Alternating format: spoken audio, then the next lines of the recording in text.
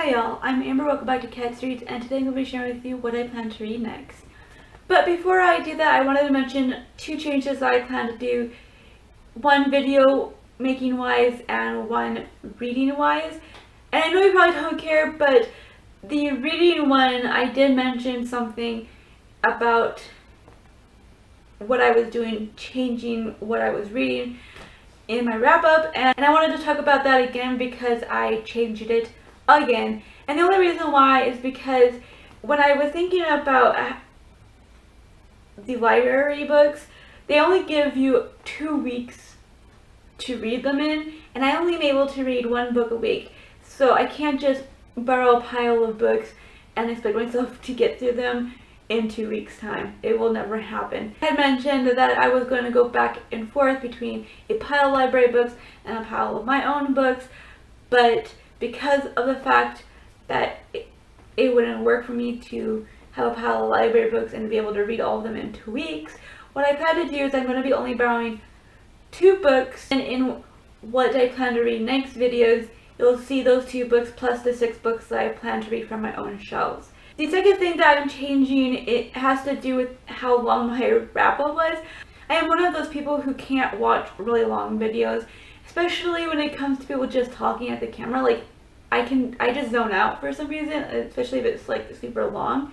So a 19-minute video I would probably never get through. I should expect other people to watch my videos are that long either. So I have changed how I'm going to do my reviews, which is I will be reviewing them individually from now on.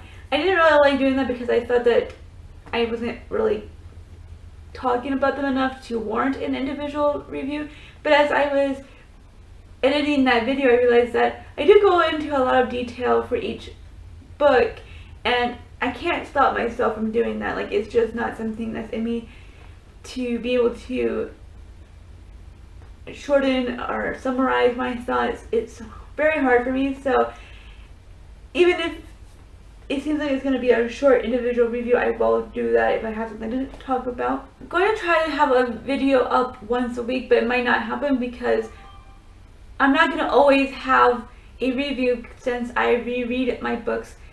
We'll see how this works. I think this will work better for me because I won't feel stressed out about having such a long video going up, and I just are having to even edit that. So that's all I have to say about that. Let's just jump in with what I plan to read. The first 2 books I'll be talking about are the 2 books from the library. The first being The Bear by Claire Cameron. This is about 5-year-old Anna while on a camping trip on a remote island with her family.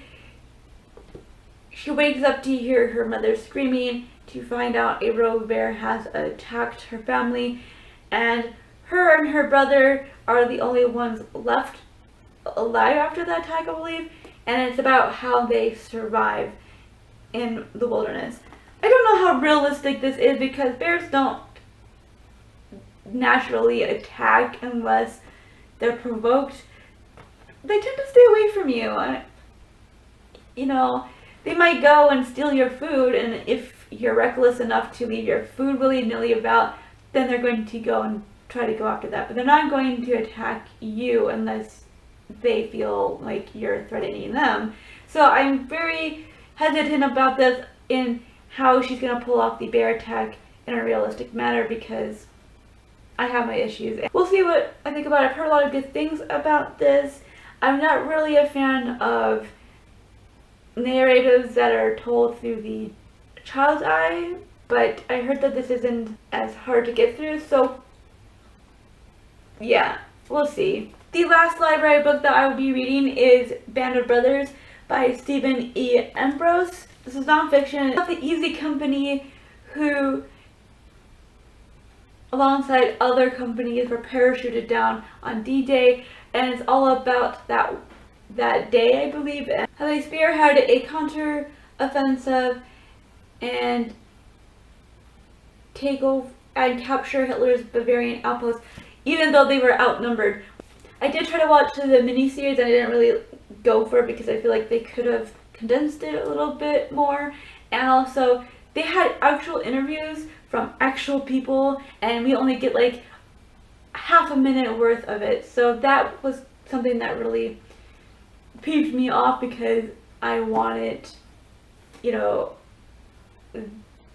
their perspective. I wanted to hear their voice, and I didn't get that. So I'm hoping that the book will have better success with me, considering that that was based off the book.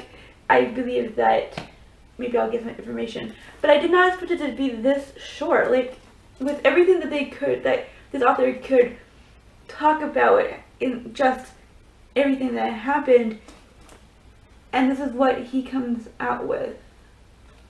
So I'm not really sure how informative this is going to be, if I'm going to even feel like he's going full out with it, but we'll see. I definitely think it's worth reading, and I haven't really read anything about DJ specifically before, so I'm very excited for this. And now on to the 6 books that are off my shelves. The first being the definitive edition of The Diary of a Young Girl by Anne Frank. I have read The Diary of Anne Frank before, but not this edition. I might actually do a review of this because of that. Or, not a review, but a discussion of my thoughts upon this after reading it, because they've added things back into the diary that were edited out by her father, Otto Frank, who chose to take those out because he thought it would be disrespectful to his daughter or to the family on the whole. Like, there were things that she talked about that made him uncomfortable.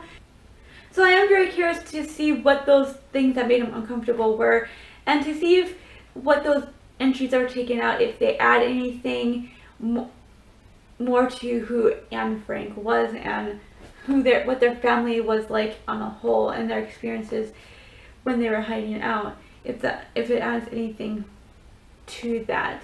The second book is Angels and Demons by Dan Brown. This is the first book in the Robert Langdon series, and this one is about when Robert Langdon is summoned to a Swiss research facility to analyze a cryptic symbol that was burned on a man's body. And he quickly realizes that it leads back to a secret organization, the Illuminati.